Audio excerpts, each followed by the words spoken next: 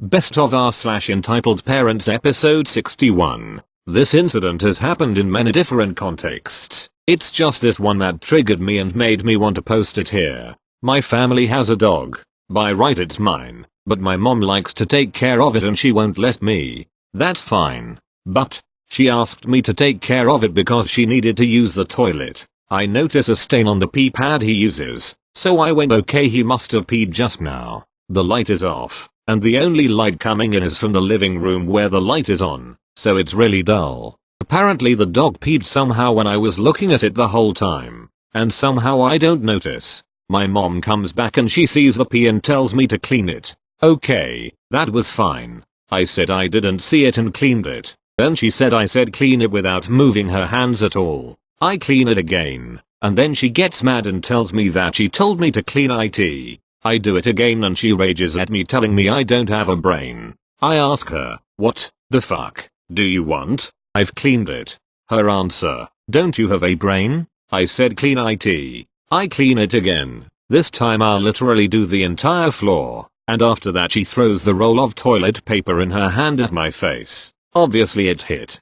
and guess what? She was telling me to clean the first stain from before, which like 3 drops of had leaked onto the floor beneath the pad, which I could see if I had X-ray vision. The fuck you expect me to know what you wanted me to clean? She's super OCD about cleanliness, so of course as a person who's been insulted like this for years I assumed she wouldn't have cleaned the first stain. She could have at least pointed and told me what she wanted. This happens almost every day, just in different contexts. She tells me help her take her book on the table. There's 3 on the table. I ask her which one. She rolls her eyes at me like I'm supposed to know which one. So I make my best guess, usually wrong. Then after that get insulted. When you ask people to help you do things, don't ever expect them to do a better job than you. You're asking them for help. They don't owe you a living. Assuming they help, if they ask you something about it, for God's sake answer the fucking question. If you don't answer it, you don't have a damn reason to get mad when they do the job wrongly later.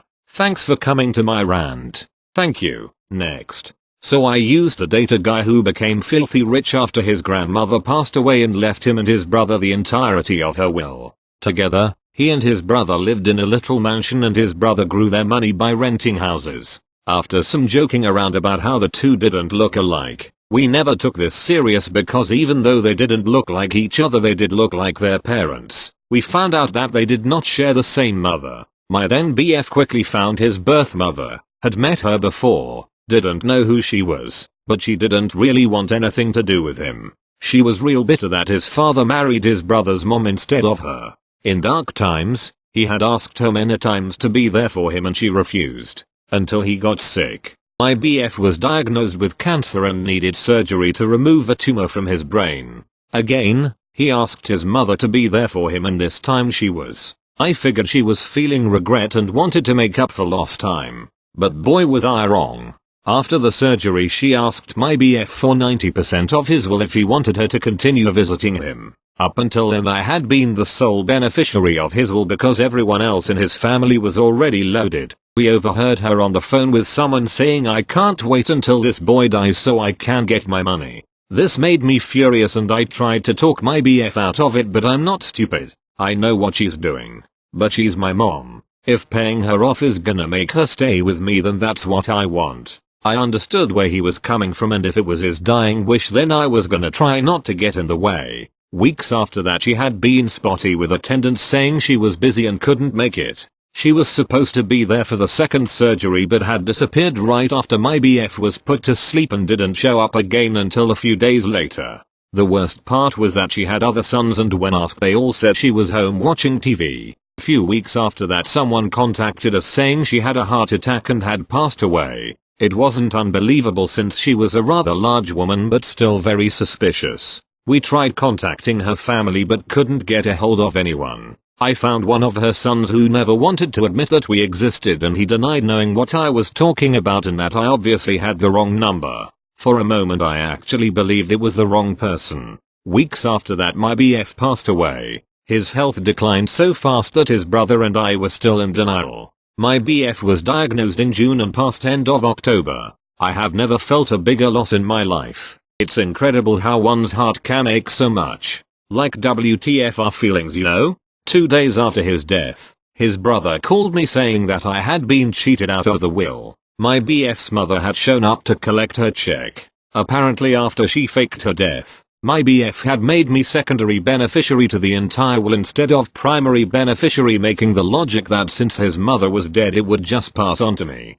We spoke to my BF's brother's lawyer and he said that we didn't have a case, it would just be her word against mine. I was livid. Not even about the money, just that she treated someone I loved like crap and got away with it. It's been a few years and I miss him so much. But at least I don't cry every single day anymore. Only like 80% of the time I think about him, lol. I would trade all the money in the world to hold him in my arms. Edit. Thank you so much for your words of kindness. I am doing much better, but it still hurts. It just doesn't affect my day-to-day living anymore. I've even dated again. For those of you saying I should still sue her, we sat down with a lawyer and were told we didn't have a case. It's one thing to fake your death to your whole friends, family, the government, and another thing to fake your death to 3 young adults. The will was very clear in that she's primary beneficiary and I was second, despite intentions. Since she was not in fact dead, it goes to her. For those of you suggesting I should hire a hitman, it wouldn't do me any good. For one, the money legally belongs to her and killing her would just keep the money in her family. Also, that's just not me. I believe we all make our own karma one way or another. I definitely do not want to stop in between the big whopper headed her way. I don't hate her. I don't want to hate anyone. But, I do hope she chokes on her money. Who knows? Maybe she really will have a heart attack and she'll need that money for all her hospital bills, lol. Thank you. Next. Me and my parents had guests over. I was watching Apple TV because we got it free with my phone. So these kids came over and wanted to watch their show. I told them no because I was already watching TV. The TV show has episodes that are like an hour long. I was on the first episode. These kids were pissed and went to their mom. So I was at this scene where these characters were in a bar and throwing beer bottles at a newspaper because the USSR got to the moon before the Americans.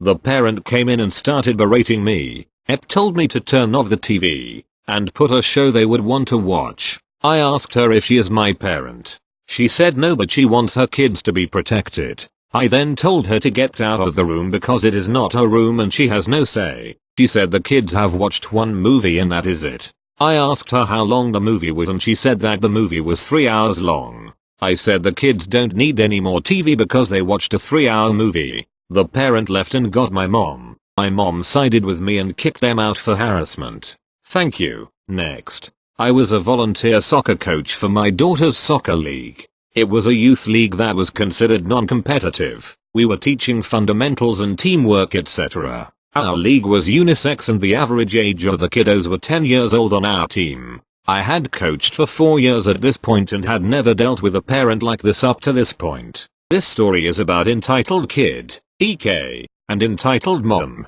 EM. Because we were a non-competitive league, every kid had to have playing time regardless whether or not they came to practice, tried, had skill, etc. EK was the only kid who missed practice the majority of the time, had no skill. Probably because he didn't go to practice to learn, he didn't listen, and on top of it his mom was entitled. Let me mention that the necessity to have proper gear at every practice and game was discussed at orientation and again at the first team meeting to ensure every parent knew.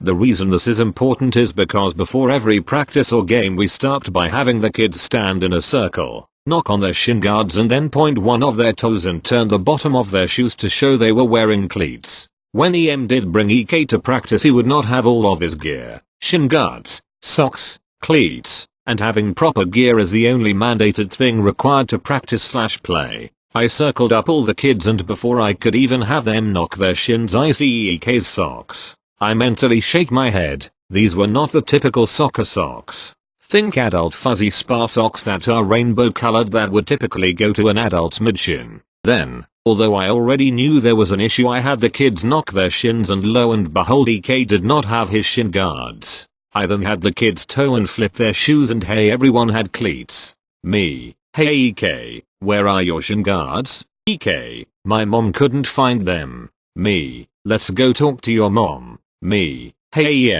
I can't let EK practice without shin guards. Don't you have extra? Me. No, I don't. Why not? You're the coach and you should have extra for the players. Me. Everyone is required to supply their own gear.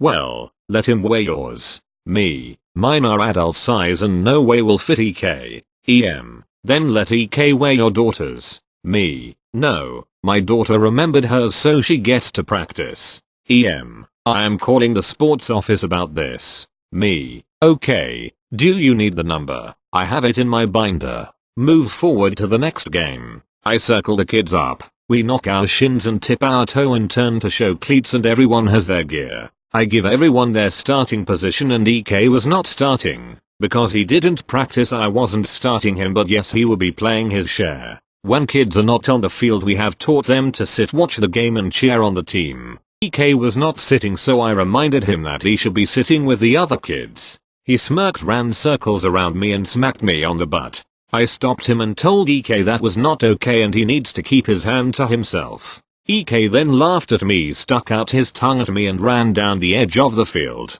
I said EK come sit down. EK ran back and pretended to sit down and swatted me on the butt again. I told him to stop and he hit me on the butt again. This time I took him by the hand and took him to EM. EM had a smug look on her face when we walked up to her. It was clear she was watching the entire thing. Me. EK keeps hitting me on the butt.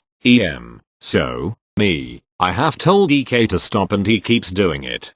Please tell him to stop. You're the coach you make him. Me. Fine. Take EK home he is not playing today and I will be speaking to the sports office to see if he is still allowed to be on the team. We are not leaving and EK will be playing. Enter referee. Hey coach, is there a problem? Me. I told this parent her son can't play because he kept touching me inappropriately and they should leave but she is refusing. I'm okay with them staying to watch as long as they don't interfere with the game anymore. Referee. Fine. But if you stay I need you and EK to move away from the sideline and if you are disruptive I will have you removed. Game went on, and I know I said we were a non-competitive league but my team won. Also, EK was banned from sports for 1 year because did not properly supervise and the coaches are all volunteers and should not be harassed. TLDR, EK kept hitting coaches but didn't care or stop it. EK was banned from sports for 1 year.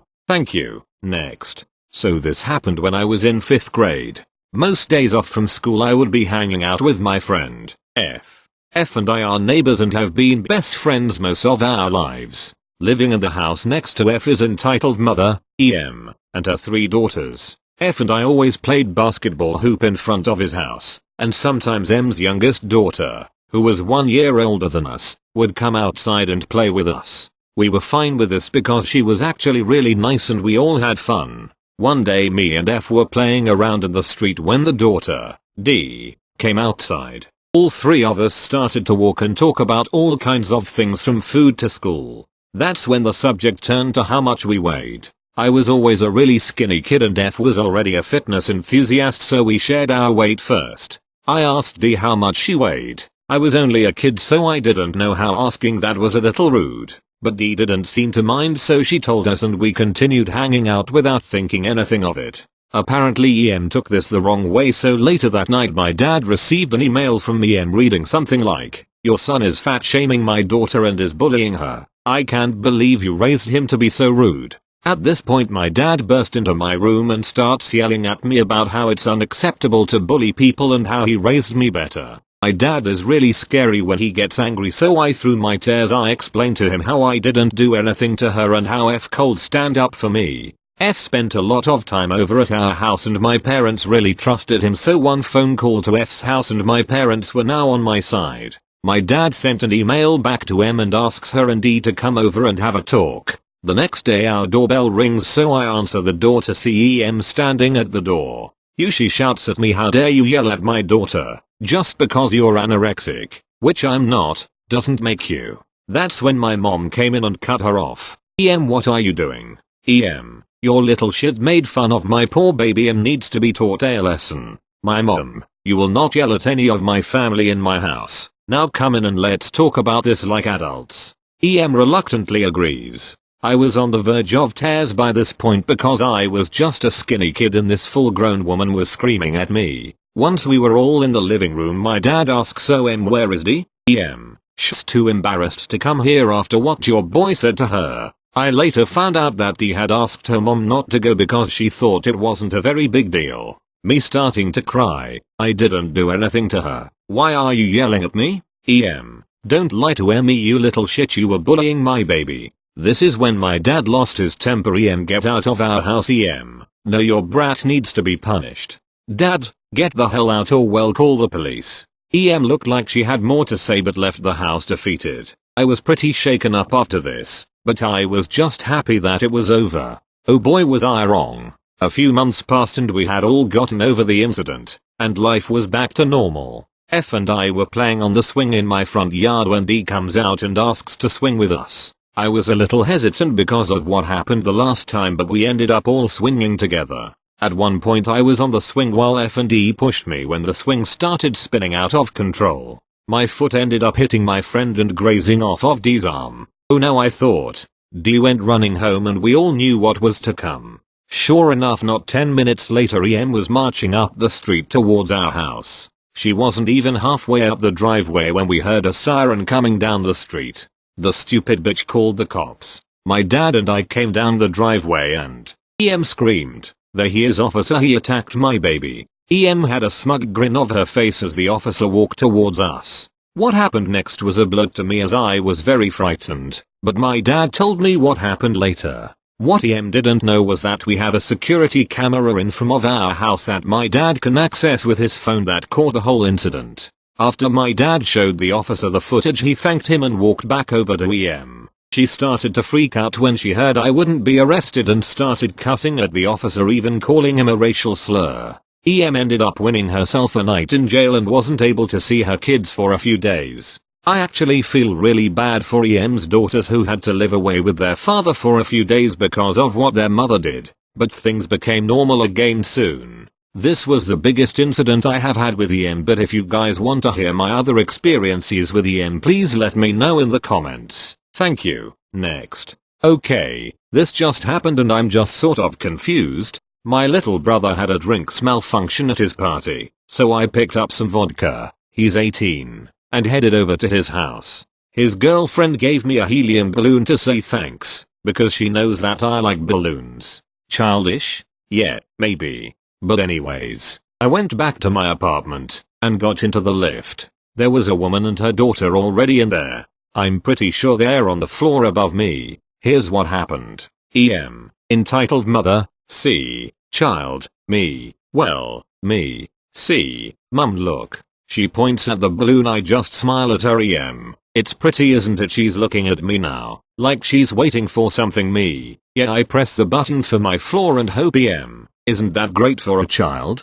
She's leading me now. Me, what? EM, aren't balloons great for children? Is this the longest lift ride ever? Me, I suppose. Child is quiet now. She's just looking at herself in the mirror. She's not even paying attention. EM, so? Her eyes are doing this weird widening thing, like she's trying to tell me something. Me, my friend gave me this. The lift dings and I give her a small smile, before leaving. I get she wanted me to give her kid the balloon, but Jesus. I know it might be petty, but it's mine. Thank you. Next. Happened when I was like 9 or 10, I'm 13 now. Well, I was living in a small town or village in Spain. I'm not a native English speaker. Small place to live, not more than 6,000 people living there. It was temporal, but I lived there for like 6 months or so. I finally had gotten my first PS3 and only console, with RDR. I absolutely enjoyed that game, and once I invited one friend,